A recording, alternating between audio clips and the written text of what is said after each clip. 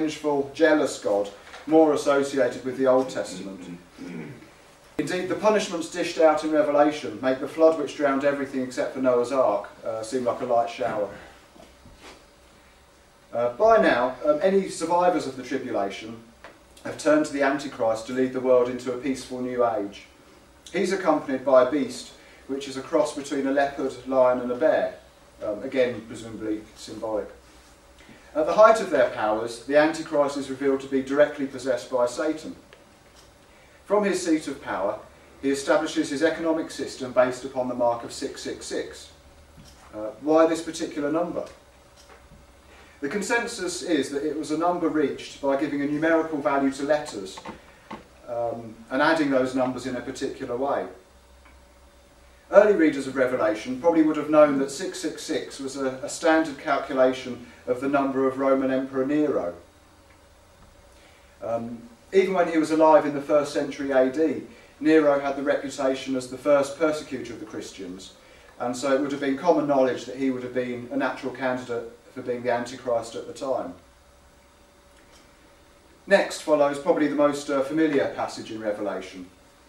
And he causeth all, both small and great, rich and poor, free and bond, to receive a mark in their right hand or in their foreheads, and that no man might buy or sell, save that he had the mark or the name of the beast or the number of his name. Some people have claimed that this will refer to implanted computer chips or tattooed barcodes. All barcodes, incidentally, have the same 2 lines at either end and another 2 lines that look exactly the same in the middle, with the lines in between being different. And it's an urban myth that these lines, which are the same on every single barcode, each represent the number 6, giving 666. This part of the end times might be an example of a self-denying prophecy, as it's so well known that anyone's likely to be wary of a dictator trying to force us all to wear barcodes.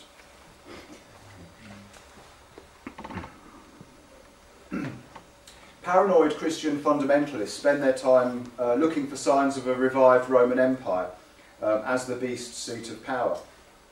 When the European Economic Community was founded in 1957 with the Treaty of Rome, some people thought that the name of the treaty was more than just a coincidence. In the 1970s, people erroneously thought that there were 7 nations in the EC, or EEC at the time, and that this corresponded to a 7-headed monster mentioned in Revelation. Now there are 27 countries in the EC, but there's nothing in the Bible about a 27-headed monster. But having said that, suspicions about the EC... oh, I don't mean the EC as in the SPGB EC. Oh, there probably are suspicions about that EC. I mean the economic community. Anyway, yeah, suspicions about the European community haven't gone away, and some people do believe that its president is the Antichrist.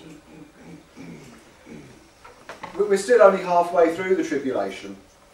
For the second half of its 7 years, the Antichrist will lead the persecution of Jews and recent converts to Christianity. By now, God is really annoyed and delivers the judgment of the 7 bowls at those who follow the Antichrist. They will get boils and burns, while rivers and seas turn to blood. And then there's another earthquake which levels every mountain, and this is accompanied by a rain of huge hailstones and lightning. So by now, anyone left on Earth will probably be past caring. And you do get exhausted reading the endless series of death and doom and destruction in this part of the Bible. And always bear in mind that much of this is a punishment that a supposedly loving and forgiving God delivers to those who haven't followed him. The Antichrist is threatened by kings of the East and mobilises his armies against them. They meet in the valley of Megiddo, or I think that's pronounced, which is northwest of modern-day Israel. According to Revelation, this is the place known for the Battle of Armageddon. Heaven opens up, and from there comes an army on white horses.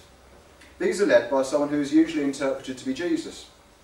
Out of his mouth comes a sword, that with it he should smite the nations, and he shall rule them with a rod of iron, and he treadeth the winepress of the fierceness and wrath of Almighty God. The winepress seems to be a particularly nasty way of disposing of thousands of heathens. At the end of the battle, The beast was taken, and with him the false prophet that wrought miracles before him, with which he deceived them that had received the mark of the beast, and them that worshipped his image. These both were cast alive into a lake of fire burning with brimstone, and the remnant was slain with the sword of him that sat upon the horse, and all the fowls were filled with their flesh, which means that vultures and things pick over what's left. Victorious, Jesus establishes a new utopia on earth. However, this isn't the end of Satan. He's incarcerated for 1,000 years so that he can't interfere with Jesus' rule. When Satan finally gets released, he gets trounced by Jesus again. Then it's finally the time for the last judgment, with everyone either earning a place in the new paradise or consigned to hell. And after all that, I think that everyone has deserved a bit of a rest, whether it's in heaven or hell. While the Bible devotes many pages to bloodthirsty descriptions of the tribulation, there's hardly a mention of what the new utopia will be like. Daniel chapter 2 verse 24 says, "And in the days of these kings shall the God of heaven set up a kingdom which shall never be destroyed, and the kingdom shall not be left to other people, but it shall break into pieces and consume all these kingdoms, and that it shall stand forever." Revelation chapter 21 verse 4 says, "And God shall wipe away all tears from their eyes, and there shall be no more death, neither sorrow nor crying, neither shall there be any more pain, for the former things are passed away." Maybe it was assumed that because the events of the tribulation are so bad, paradise wouldn't need to be described in detail because anything would be better. So that's a summary of what many Christians believe the future will bring. These days, end times beliefs aren't only communicated through pulpits and pamphlets. The internet has enabled fundamentalists to express themselves in ways which seem bizarre and rather sad to the rest of us. The Rapture Ready website reports with morbid glee news stories which suggest that the end times are approaching. It also gives a list of candidates for the Antichrist. These include Bill Gates, Colonel Gaddafi, George W. Bush, Tony Blair, Ban Ki-moon, Vladimir Putin and Prince Charles. Keep an eye out, especially if they start trying to, I don't know, implant us with computer chips or what have you. There's also you'vebeleftbehind.com. For a $40 annual subscription, you can use this website to store messages for those that you believe will be left behind if you get raptured. The website suggests that these messages could be last-minute calls for sceptical friends and relatives to convert to Christianity before they suffer the events of the tribulation. In the event of the rapture, obviously the website's organisers would be among the first people to get transported up to heaven. But they've thought about that. So if 3 of them fail to log on for 3 days, then the stored messages and documents are automatically sent out by email. Groups like these wait for the end times with impatient enthusiasm, because this is when they expect to get proved right and raptured. Indeed, some have been accused of lobbying the American government to follow policies which would bring on the last days. It's been argued that America hasn't ratified the Kyoto Treaty on reducing carbon dioxide emissions, partly because of pressure from those who want the environment to decline as part of the tribulation. Also, many people base their stance on Middle Eastern politics on the end times predictions. The establishment of Israel as a Jewish state has been interpreted as a necessary precursor to the last days.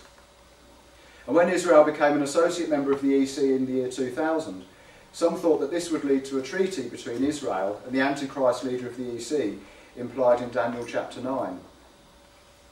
Ed McAteer, founder of the Moral Majority lobby group, said of the changing situation in the Middle East, "I believe that we are seeing prophecy unfold so rapidly and dramatically, and wonderfully, and without exaggerating, it makes me breathless." Journalist Gershom Gorenberg replied, "As a Jew, I can't feel very comfortable with the affections of someone who looks forward to that scenario. They don't love real Jewish people, they love us as